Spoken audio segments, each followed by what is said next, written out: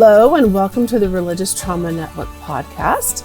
I am Rebekah Drumsta, and today we have Dr. Gill Harvey as our guest, and I would love to just invite her to introduce herself.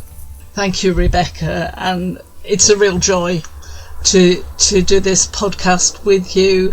I'm based in the UK. I did my doctorate on particularly very strict religious experiences in childhood, so growing up within those sorts of environments, because that's what happened to me. And if you're going to do a doctorate, it needs to be on a subject that you are really passionate about. And I'm really excited that my forthcoming book, due to be published on the 1st of June, is the culmination of many years of work for me. Wow. Well, let's just jump right in. So your work has to do with your own lived experiences. Indeed. So what might that be? Share what you want. So I was 3 years old when my mother joined a Christian group, which I honestly think at the beginning was okay.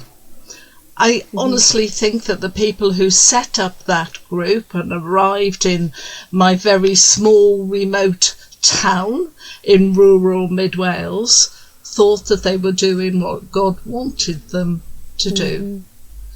And my mother, looking back, I can see a number of reasons why my mother joined. She was a mum with 2 young children, grew up within the Second World War, and clearly there was some need that was being met within her by being what we might call loved bombed into the group.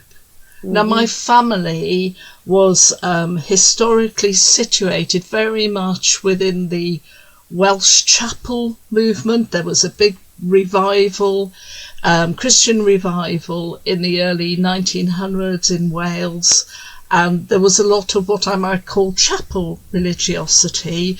But when this group came along, I've concluded that they offered something different.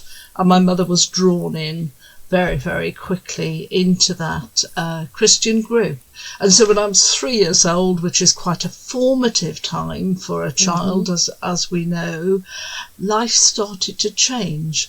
But I'm very grateful that my early memories are of a secure childhood, and I have memories of what I might, as a psychotherapist, call my free child part, my 3-year-old part, who was very authentic. What I mean by that is, if I was happy, I would sing at the top of my voice.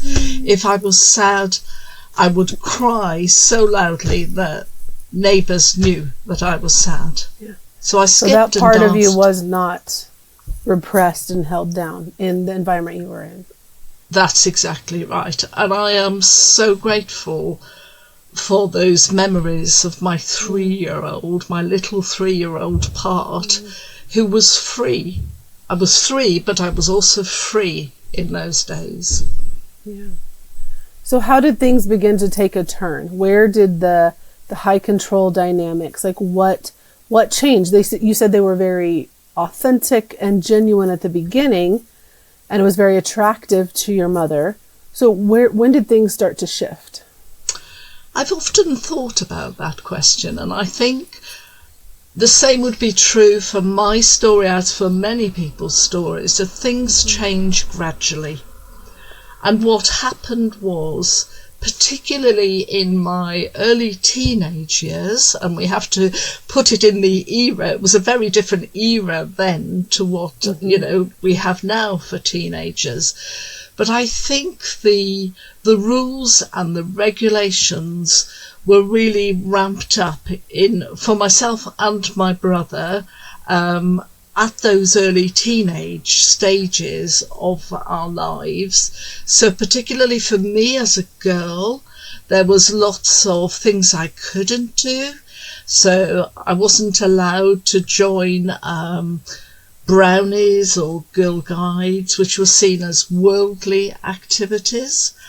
And there was all sorts of restrictions, like we didn't have a television in our home. And at secondary school, what happened was I started to feel an outsider, because if there had been a programme, there was a programme on in the UK at the time, it was called Top of the Pops, it was about pop music, and I couldn't join in the conversations the next day at school. Because I hadn't seen it unless I had been staying with a friend on a very rare occasion. So there was an immediate feeling of being different. The way I was made to dress, you know, and very much the teaching for me as a teenage girl was about not tempting men. And there's a lot, interestingly, lot of literature around the purity culture, although not a lot of that emerged in my research findings, which I'm always really curious about, in terms of the inevitable shame that can come from those sorts of experiences. And maybe that was why my co-researchers didn't talk much about that particular area, and yet it is such an important area as well. So I was very much brought up in the purity culture way of being for a girl, and my lot in life was to get married and have children. I did that, but I also have done far more than that, for which I am extremely grateful. So when did you begin to see, like you just explained, feeling different, recognizing you couldn't fit into the culture around you? It was technically your culture, but yet you couldn't identify with it. When did you begin to question the way you'd been raised and all of those things? Oh, it took me many years. So what happened to me, it's interesting to compare what happened to my brother and what happened to me. He became very rebellious, and I became very good, as an ingenious way of surviving what became a very authoritarian household, with punishment for non-compliance, including threats about God judging you, punishing you, being punitive, but also at the same time I was taught God was loving. So that paradox, holding those two for a young person, was incredibly challenging. But I had also, looking back, I'd been indoctrinated to be compliant. And on top of that, I think often in the strict religious communities, somehow there is conveyed a need to be over loyal. Because after all, if God is going to punish you for any misdemeanors, albeit minor misdemeanors, you know, the obvious thing is to become compliant. At least it was for me. And it took me so many decades to begin to process my story, even to the point of, while I was training to be a counsellor, it was mandatory to have therapy. And I'd also had therapy earlier when I myself had a collapse into a very serious illness about 23 years ago now. And I had taken myself into therapy just prior to that, because I knew that there were issues that I had never even began to look at. But I would say in therapy, and this is what gives me the passion for getting this out there, I had many hours of therapy and gone nowhere near this. I knew relationships were strained. I knew that things were wrong, but I remember being stood in the very room I am in, talking to you today, Rebekah, and literally making a hand movement to push things down, because I was not ready to deal with it. And the result of that was that I became very, very ill for 2 years. I was housebound, I was in a wheelchair. It was the darkest time of my life. It's very interesting that I can't remember beginning to process how different my upbringing was to so many of my peers until I was much, much older. And I can't identify the moment when actually things began to dawn for me that everything was not right in my life. And I think it was very much as my parents grew older, frailer. I should just say that the group that I grew up in has not existed for many, many years. It was a one-off group.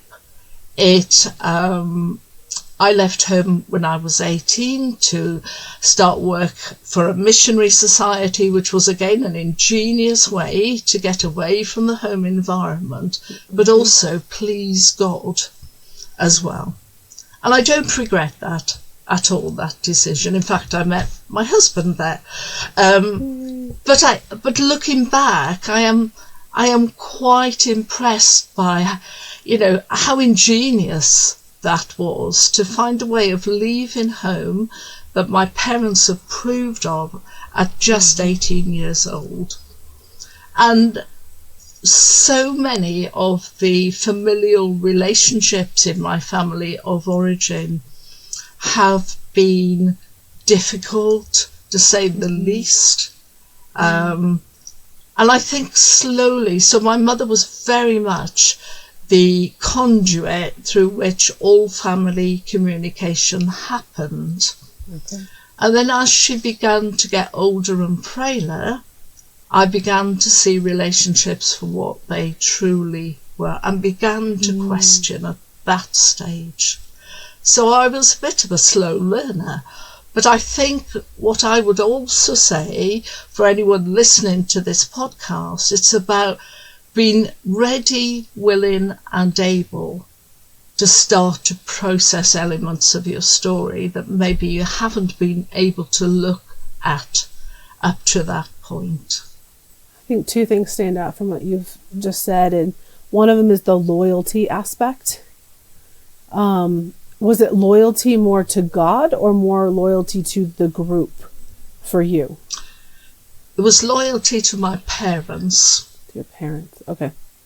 So the verse from the Bible which talks about honouring your father and mother was quoted to me on many an occasion.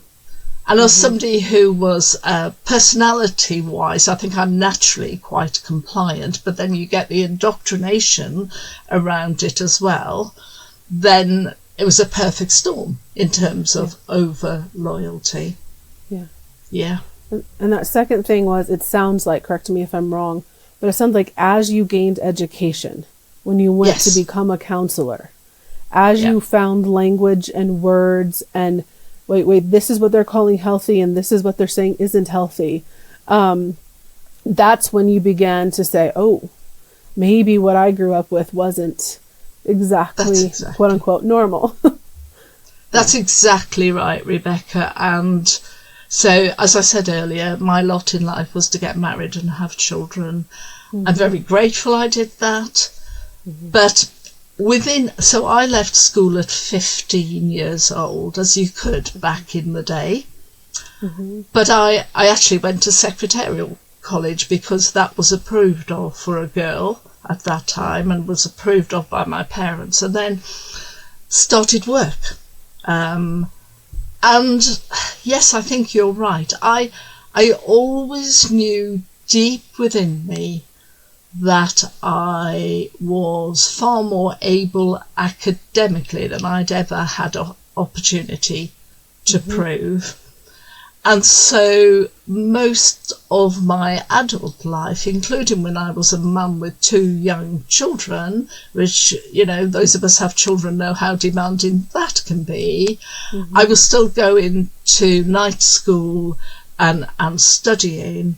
And psychology and the study of people has always fascinated me. So from there, I went on to do 2 undergraduate degrees through the Open University, which is a wonderful organisation in the UK. Then I trained to be a therapist, work which I've been very privileged to do for 20 years or so. And that again increased my curiosity just around people, I think. And of course, I've worked with people for many, many years now as well. And eventually, so I should just say that what I've noticed is that people with this sort of upbringing tend to either throw religion out totally, or, as is the case for me, I do have a Christian faith still. It is a much, much evolved Christian faith, for which I am very grateful. And so I say that as a precursor to the fact that one day I was reading a brochure about training courses from a Christian training organisation in the UK, Waverley Abbey College, with whom I have worked for many years now and still do some work for them. And there was an advert for a master's degree for experienced therapists. And what happened for me on that occasion was that the advert nearly jumped off the page at me. And at that point, I heard God say to me very clearly, I want you to apply for this. And I remember the thought process, and this is many years ago, I thought, no, they won't have me. I haven't done that undergraduate degree. They won't be interested at all. And what happened was I went for interview and got offered a place on that 3 years master's degree that day, that very afternoon, actually. And what that did for me, those 3 years were a time of profound personal and professional development, because I had not done a course, a therapeutic course before that included the spiritual element. And it opened up for me a new way of being. And we were talking a few minutes ago about when did I begin to realise.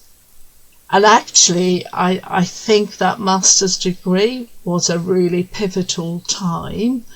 The problem is, as I started to change, people around me did not like the changes.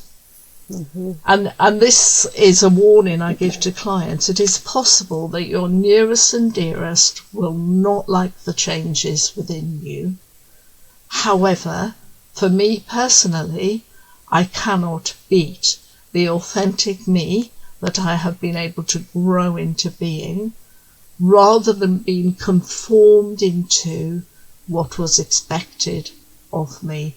And that has come at a big cost in terms of relationships with my family of origin, including shunning, including ostracism, including estrangement.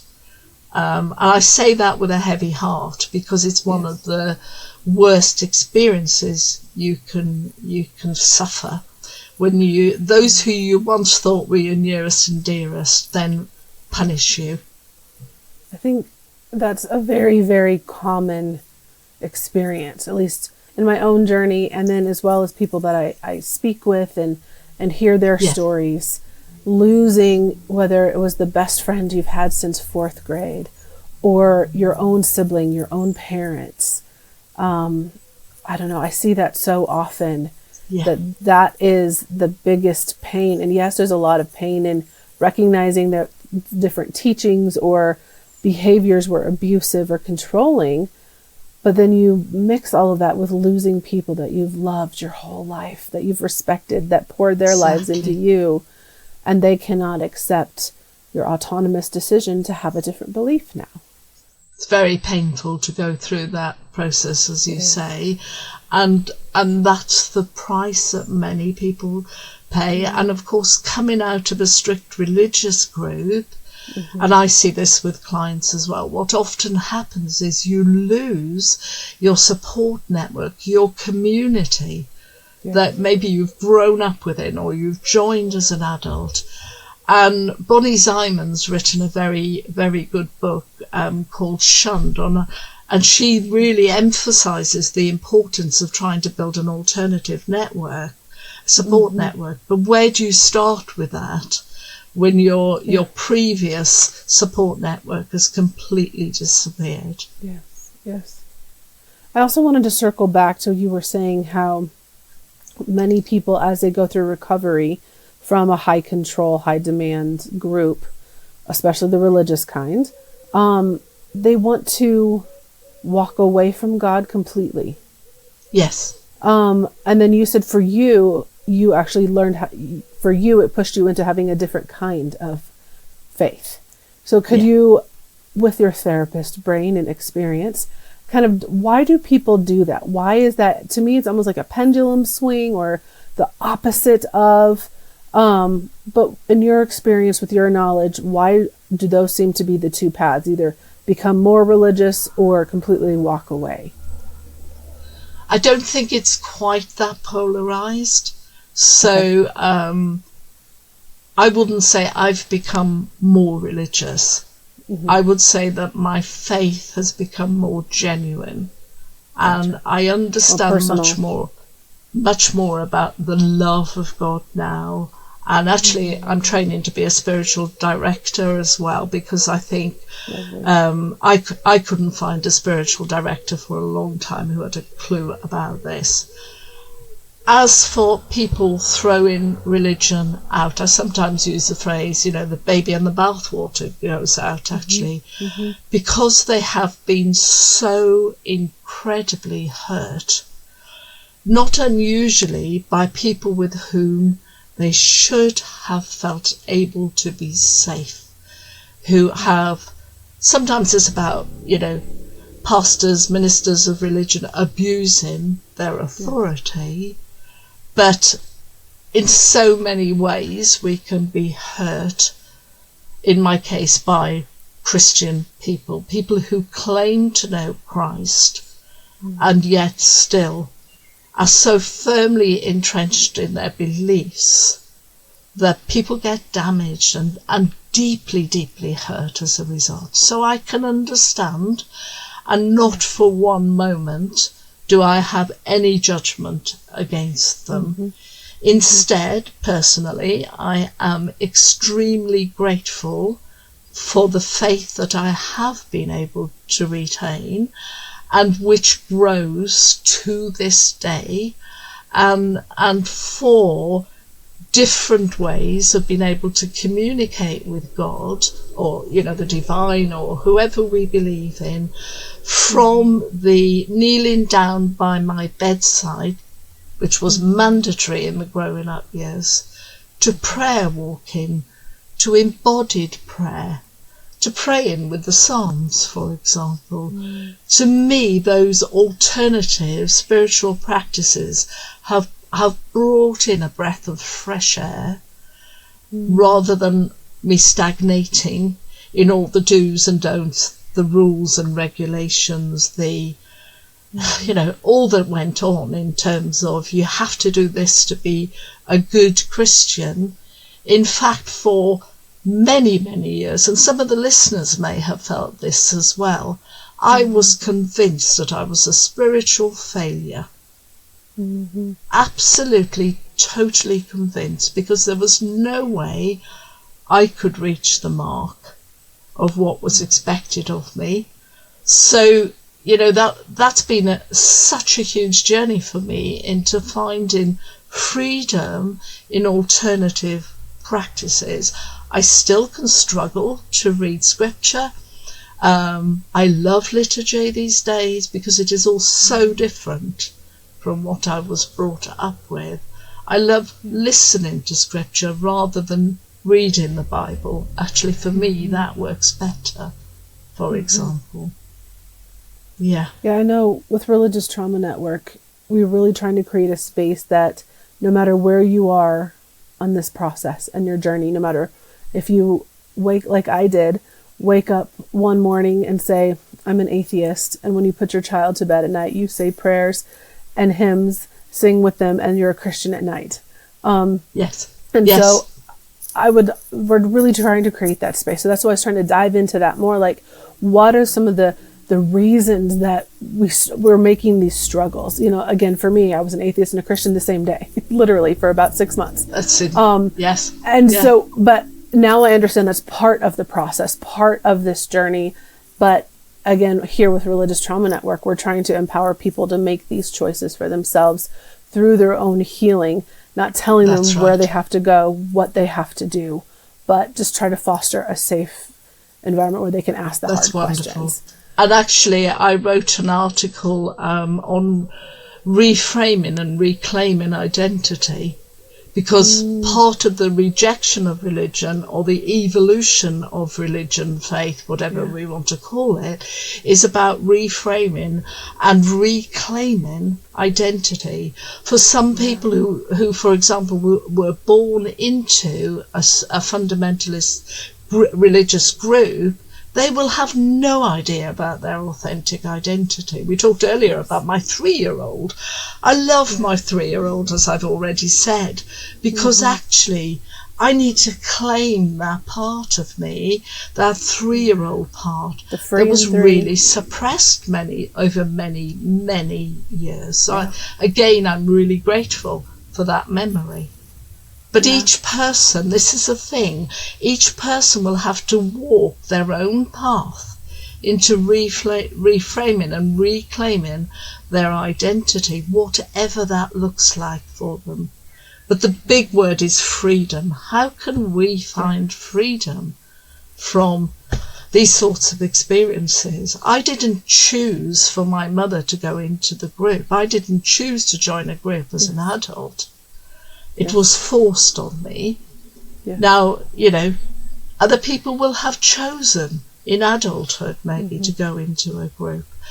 And what I really wanted to do in my research was look at, the beginning of my thesis is called Both Sides of the Coin, because for many, many years I had sat with looking at my siblings and myself and my evolving faith, their rejection of faith. I just sat with, well, there are some benefits. I still pray, albeit very differently. I still belonged to that community and had a sense of belonging in it. And I do have some happy memories of it. Yes. But what about the challenges? Particularly in terms of mental health and well-being, which is what I wanted to look at in the light of my own serious illness that I developed in my late 40s. Yes. And I'm not alone in that, actually. No. Many people develop health issues. Have you seen it stronger in women, even? With more women having undiagnosable or odd, medical things? There is a trend to that. Okay. In my research, unfortunately, there was only one male participant. Okay. And the other thing, just to say also, in terms of my research findings, is that it was incredible how many of my co-researchers, so I started off with 8 and then one person dropped out, so 7 in effect, and there must have been 3 or 4 out of the 7 who had a parent with health issues, either physical health issues or mental health issues. And so what happened, and what I discovered in my findings, was what we call parentification, was that as my co-researchers, as children and young people, became carers for their parents. And we know the effects of that, depending on the type of care the parent requires, but we know that can be detrimental to the young person to be in that position, albeit no fault of the parent necessarily. Right. So that's another aspect of what can turn out to be health issues later in life, can be parentification. you used the term spiritual practices. Yes. And then that was one of the things that's helped you reclaim your own autonomous faith. And I remember Dr. Janine McConaughey and I had a talk about this. I know you know her. Yes, I do. And so we talked, and she was using this term spiritual practices. And I'm like, hold on, Janine. Like, I don't even know what that is. And she's like, what? I said, like, the world I grew up in, it was so, Yes. everything was prescribed. Yes. And a spiritual practice was something woo-woo. That might be yoga, and yoga was evil and full of demons or something. And so the term spiritual practices was something that never made sense. So we could read our Bible, we could meditate on scripture, and then do all these things and not do all those other things. But as far as finding connection to the divine, finding connection to God in something that wasn't with a Bible in my hand or actively doing something God commands us to do, that's something new that entered my life much, much later. And so I'm interested in, to you, as well as explaining what is a spiritual practice. And then for you, you mentioned a bit, but how did you find that concept, and how did that help you diving in a little deeper into that process? I think it's only in more recent years. I notice you use the word command, you know, and that's such a powerful word. We're commanded to read the Bible. Mm-hmm. I think it was when I was doing my master's degree, I started to find people whose connection with the divine came about in different ways. Okay. So from the prescribed ways that you absolutely rightly spoke about, it was very much true of my story as well. Okay. There was slowly an opening up, and I like that. Slowly an opening up. I'm a great reflector, and I don't necessarily react or respond straight away. I need to reflect on things. I need to think things through. And give me an hour, then I'll let you know where I want to go to dinner. Yes, exactly. But actually, it's also when everything's been prescribed to you, I need to know what feels right for me. Yeah. What is it that lands for me? What is it that this time of my life really connects me to the divine? And my own current spiritual director has been superb, as well as my training to be a spiritual director coming towards the end of the second year. It has opened me up to possibilities in a way that when we're commanded and restricted and legalistic and dogmatic, we can't even begin to consider alternatives. And actually, you just mentioned Janine. It was one of her conference talks where she talked about spiritual failure that opened me up to what I had always believed that I was, but hadn't got words for. So I think I'm saying in response, it's been a really gradual thing whereby step by step I've discovered different ways of connecting to God, to the divine, in a way that lands for me. And different things will work at different stages of people's lives. And I think it's good to remember that just because we've used a prayer practice like the Examine, that might work for me now, but may not work in a while. But there are so many options that we can look at, and particularly while I've been training to be a spiritual director, I've been very drawn to Celtic Christianity, which basically says the God of indoors is far too small, you know, and talks about the God of creation and being in the outside and seeing God through nature, which is absolutely where I am. A beautiful sunset for me, you know, really, I feel very worshipful when I see a beautiful sunset. So that's just an example of how things have evolved for me. I know as I was trying new things or unlearning that I would hit, I guess, trigger points. And such as prayer. I still remember being with a friend. I was still maybe 2 years of the start of my deconstruction and all of this. And she asked me, oh, hey, you pray and then I'll pray and then we'll, end our time today. And I remember freezing completely in my body. I felt tightness. Yes. And the only thing I could say, I'm like, how in the world, what is happening to me?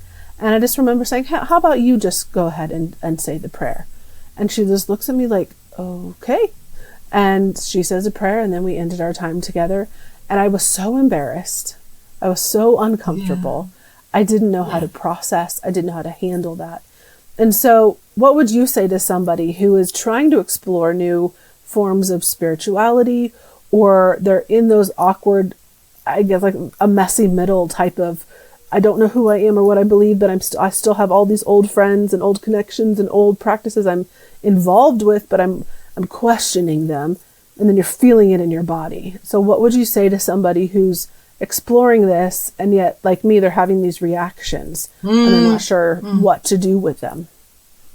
I think it's really important to be aware that regardless of how long we have been on this healing journey for, there will be triggers. And what is important is that, and I say this from personal experience, that we can recognize those triggers earlier and earlier. So I'll give you an example for me that happened, which is one I'll never forget. I was in a local city just before the first COVID lockdown in the UK. It was like, we had to shop because the shops would never open again, was the atmosphere then. Yes. And there was a man shouting out end times rhetoric. That Christ was coming again, the rapture, for those of us who know about that. And in that millisecond, I knew that I had been triggered. Fortunately, I was with my husband, and I said to him, who obviously knows my story, I said to him, I need to get out of here. I need not to be hearing those words. And so removed myself from the situation. So triggers will happen.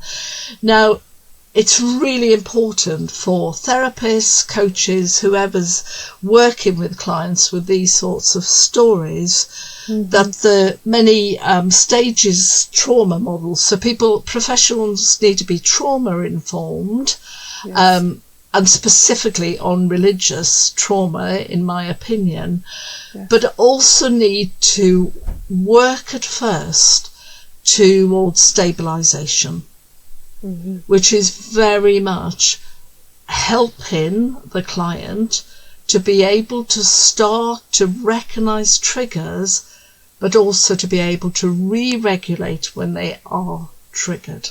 Re-stabilize is what I mean by that.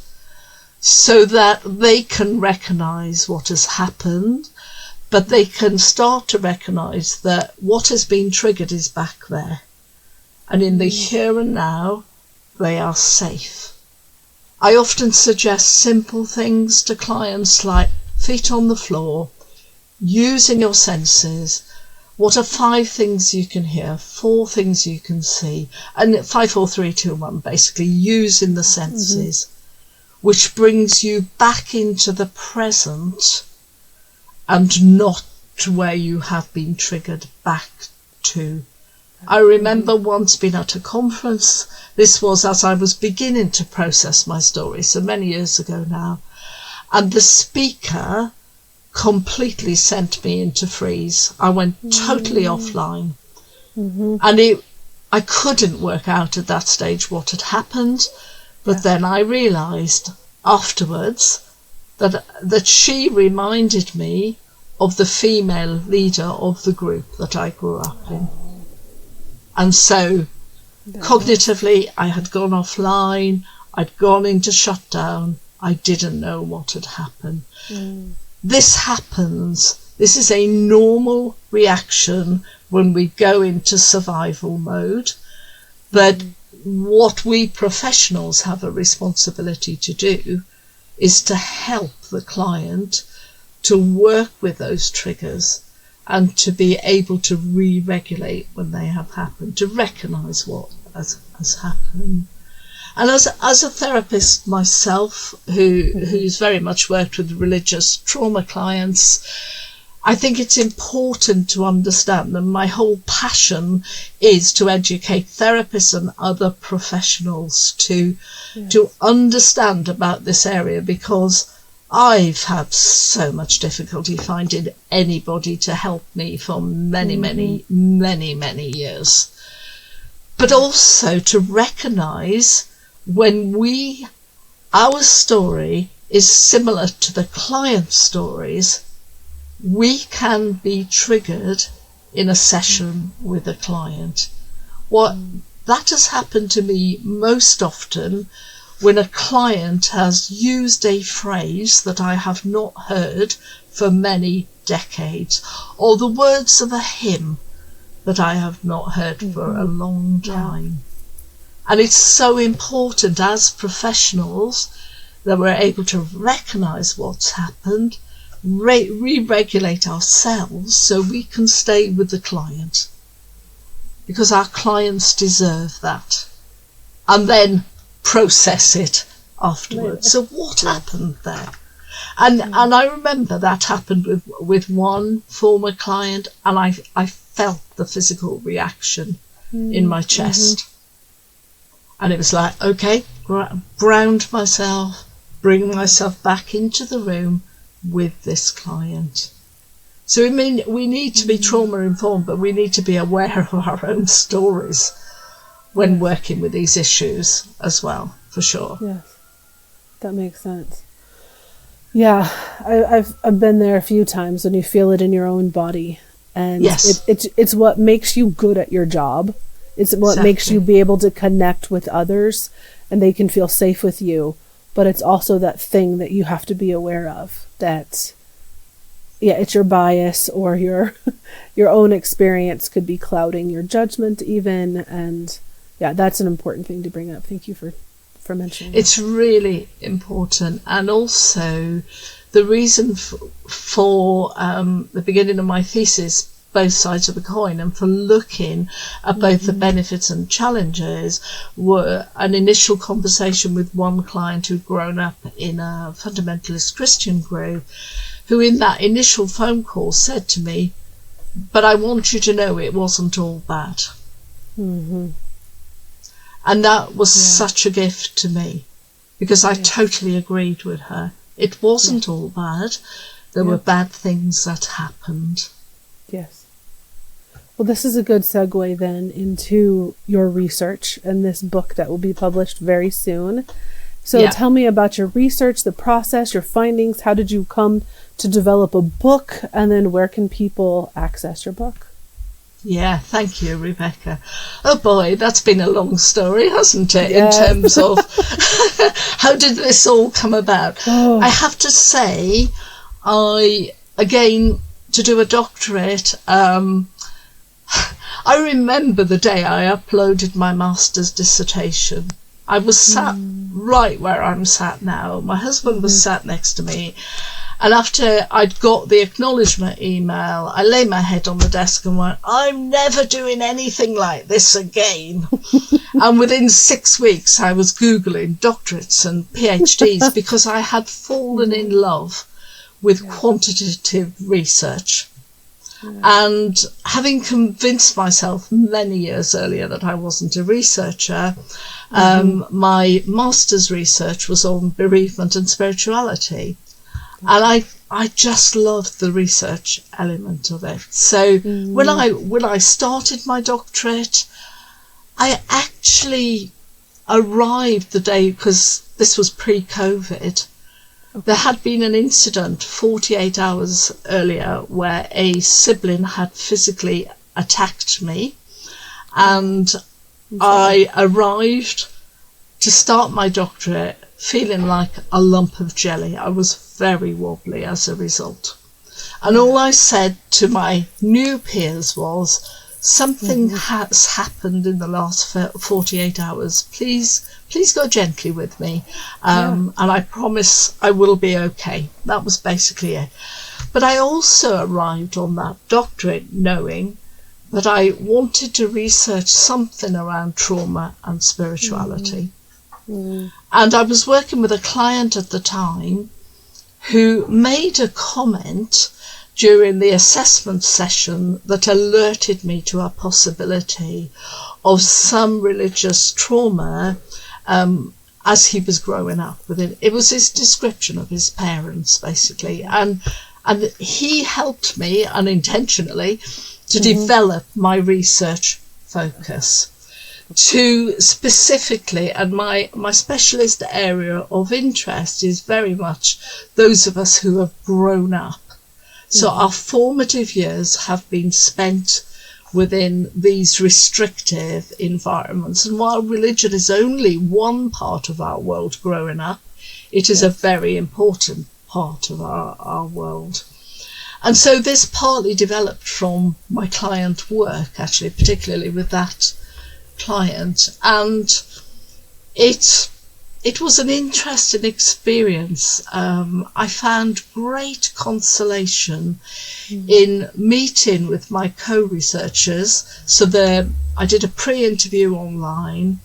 Pre-COVID, I met with all of my co-researchers face-to-face. I travelled the length of the UK, and I found great consolation in hearing their stories, because for many, many years I was persuaded that we were the only weird religious family that had ever existed, quite honestly.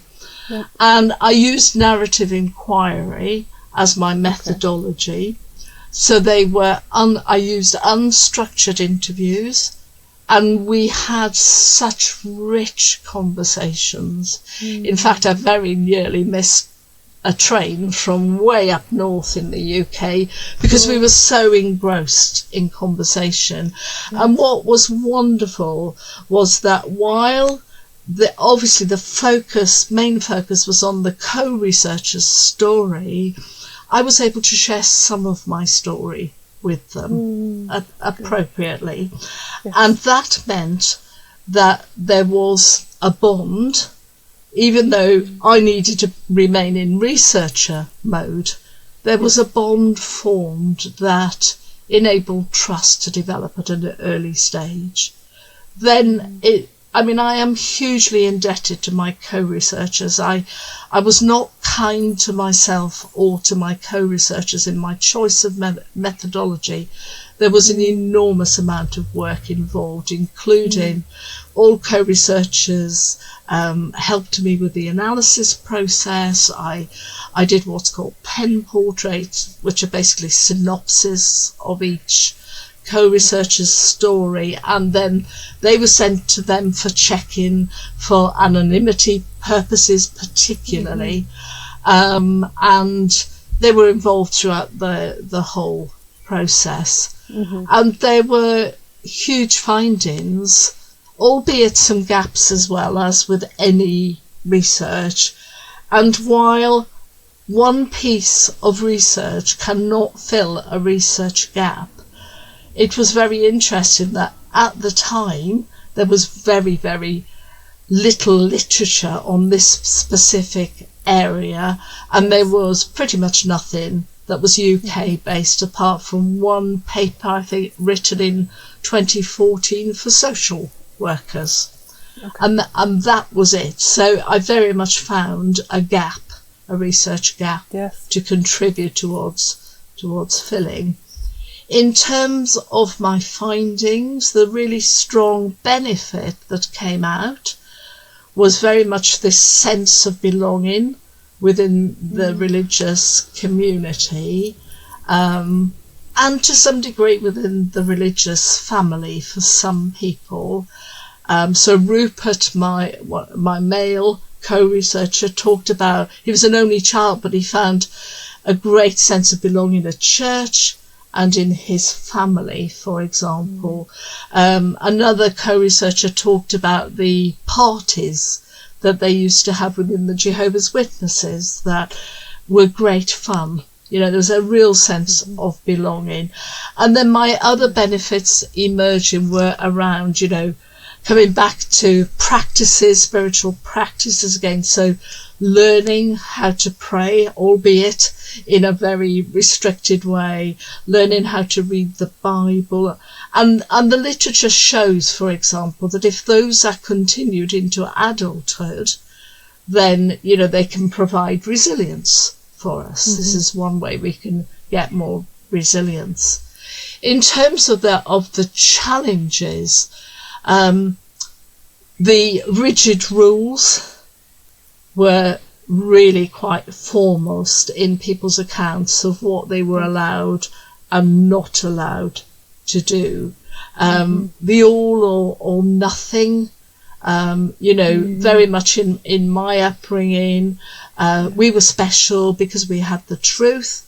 Everybody else was worldly. No, we were special because we had the truth. Yes, exactly. Not you. But everybody else is lost, worldly and lost. Yes.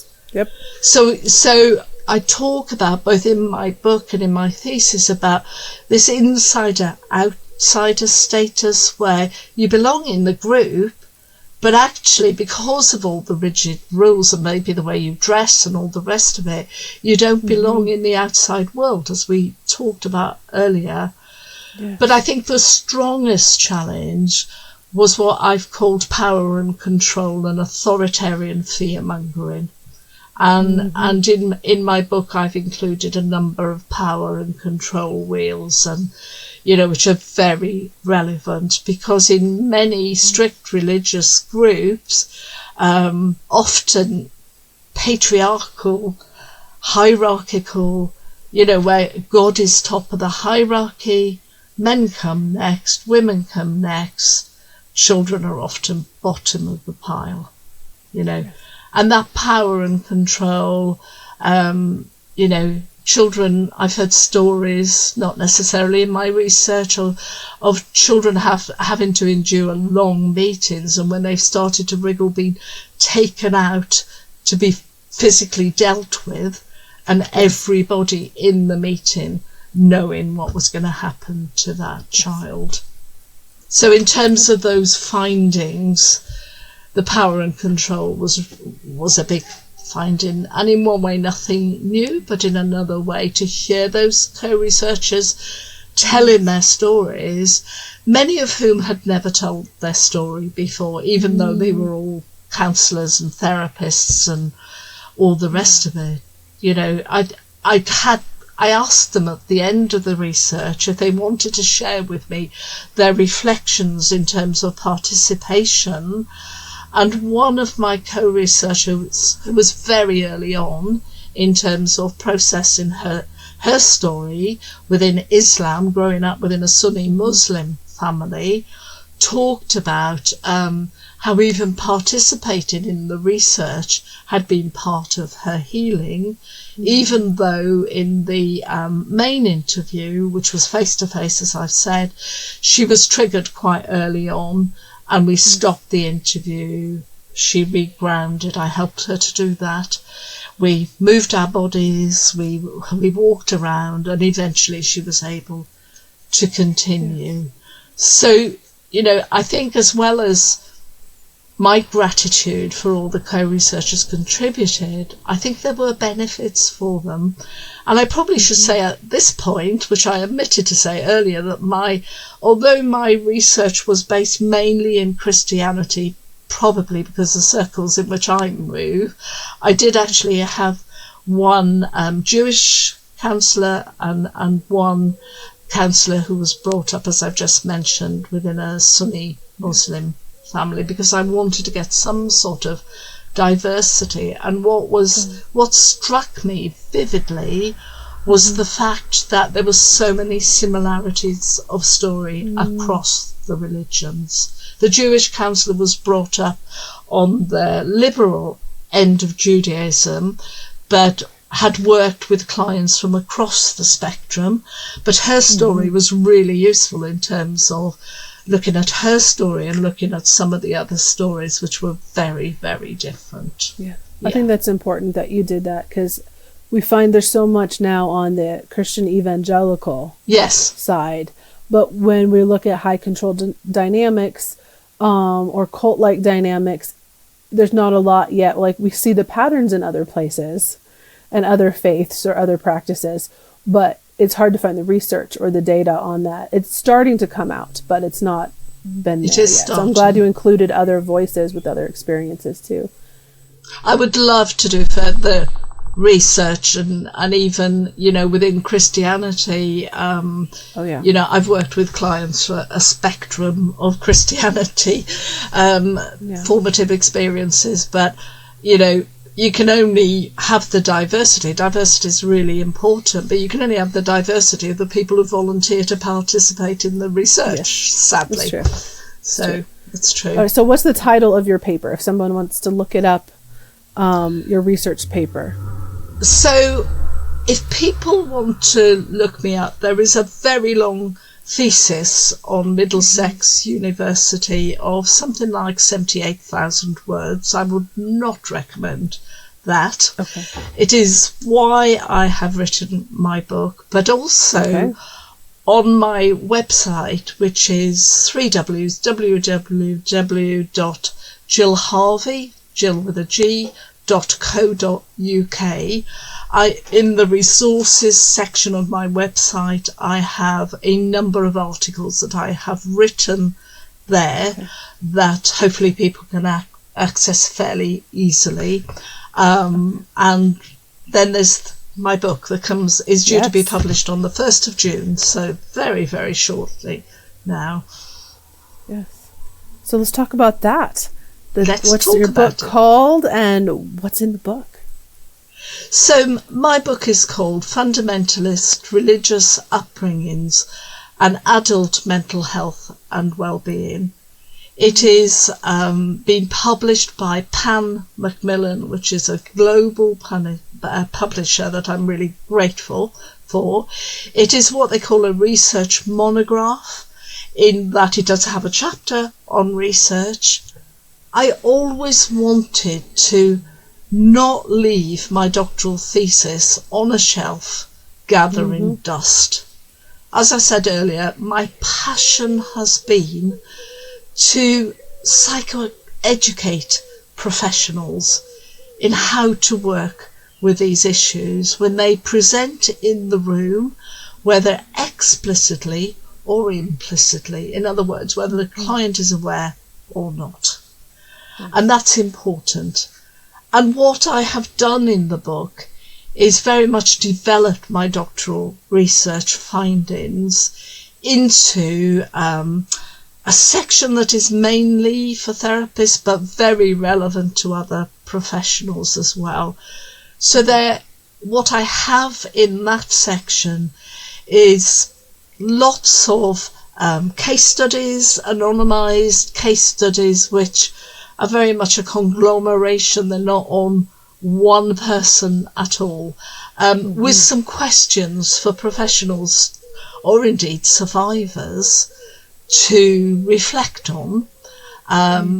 But also there's quite a large section on how clients, new clients, or indeed clients we've been working with for some time, may present. Do they spiritually bypass, for example? In other words, do they use lots of over-spiritual language to avoid looking at their emotions and what's going on for them psychologically? Because they may have been taught that, faith means you don't need to look at your emotions, for example, or that it's wrong to look at your emotions. Navel gazing is a phrase that is sometimes used. So there's things like that in there. I've also got in there a bit like I've talked about the importance of being trauma informed, models like the window of tolerance, which, if professionals don't know about that, and I'm sure many do, is an essential part of the toolkit for working with anyone who's been traumatized, for example, where they might constantly live in hyperarousal and or hypoarousal arousal, which is basically freeze. Hyperarousal is fight or flight. Hypoarousal is freeze, flop, form. So as a child, when I became very compliant, I was in form, for example. So there's many power and control, a number of power and control wheels in there. There's also Marlene Winnell very kindly also gave permission for her childhood indoctrination chart to go in there. Duluth very kindly gave permission for some of their power and control wheels to be included. And if you're a visual learner like I am, whether you're a professional or a survivor or somebody who's even beginning to try and make sense of your story, then those could be really, really helpful for you. I've also included my co-researchers' brief accounts of how they are working and have worked towards healing and recovery, and much, much more in the book as well. Sounds like a resource that everybody needs. I think so, because I have not found an equivalent anywhere else, and I have not looked. Yet. I have looked, and that's why I was so excited about your work, because when I began my own process, I remember emailing different people who I found that were cult experts, but that was many years later because I didn't identify as my upbringing was a cult yet. But people were like, nope, sorry, nothing's out there about the effects of growing up in this environment on children. There was nothing that existed. And so I felt, again, like, well, what am I supposed to do? Like, how are we supposed to figure this out if nobody has any answers, any clue? And so when I heard about your research in your book, I got so excited because it's finally, there is a resource. It's a place people can, here, take this, read this, put this in my hands. And you don't have to feel alone. Or as therapist after therapist that I went through who had no freaking idea what this Rebekah across from them was talking about. That's right. Now they can find something that at least would give them a starting point. So that therapists can help, and people like me and you, we don't have to be alone anymore. There's actually, it's a tool. So anyway, I've just been so excited. And coaches and spiritual directors, I was very triggered by the first two spiritual directors I tried to work with. Looking back now, really triggered, and the word surrender was used by one of them, and I didn't go back. I was triggered. Yeah. So for anyone listening to this podcast who has had similar experiences, you, as Rebekah has just said, you are not alone. You too can work towards healing and recovery and an authentic life that is not as restricted as the one with which you have either grown up or known as an adult. Yes.